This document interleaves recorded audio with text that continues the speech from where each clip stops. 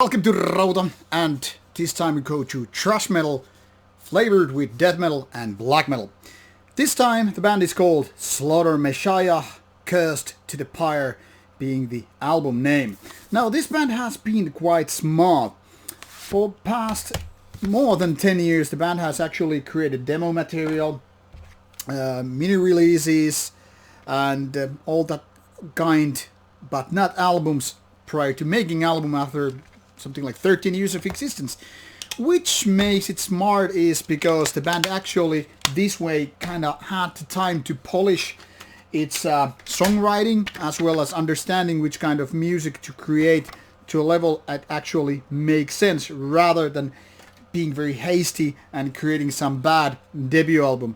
Now they know what they're doing, and well, you can pretty much just hear it on the album.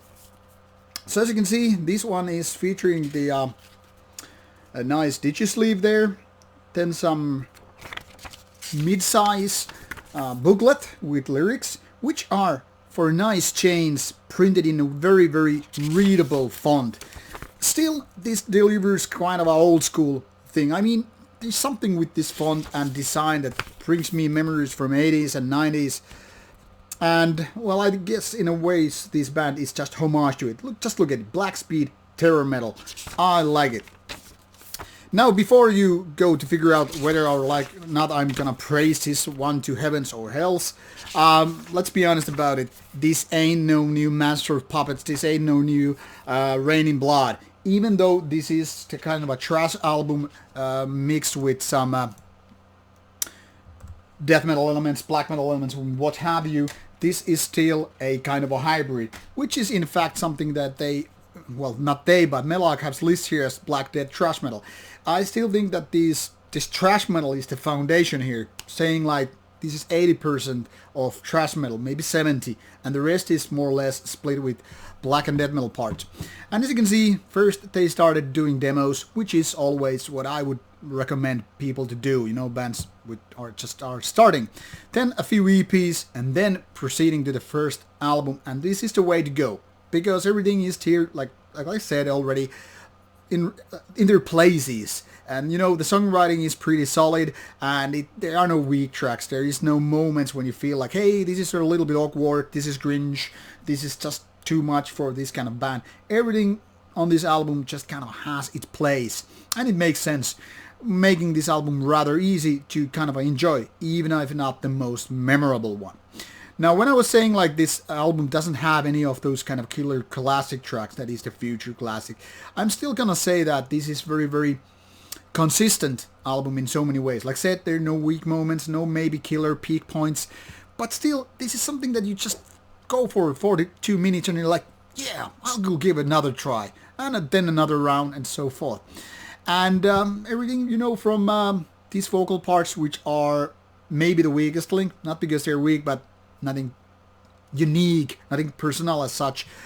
You know, everything is just like, hey, this makes sense. You know, the production is right there, drums, guitars, whatever, all there, just nicely, neatly, all well done.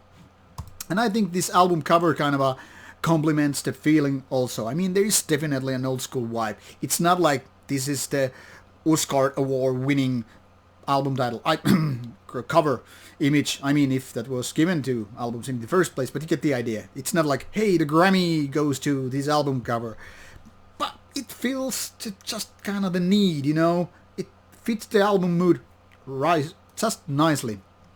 And in case you're wondering for more information and whatnot about Slaughter Messiah, there are links like Bandcamp, so you can pretty much check it out. Unfortunately, as you can see, currently, it doesn't actually have this latest album here. I tried to find for the review that link, but couldn't. So, I don't know. Maybe my Googling skills just suck, or it isn't available just yet. I don't know. But rest assured, this is something you can pretty much figure the music out.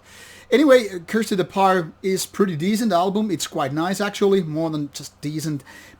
But still, adjust your expectations to the level that, hey, it's quite good, but not your album of the year material.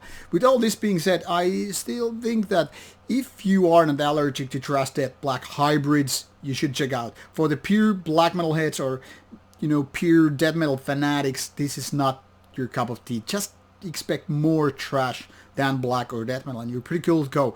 So there you have it. Should you have any comments, put them in the comments box below, and be sure to check out this nice band from Belgium. See ya until next time.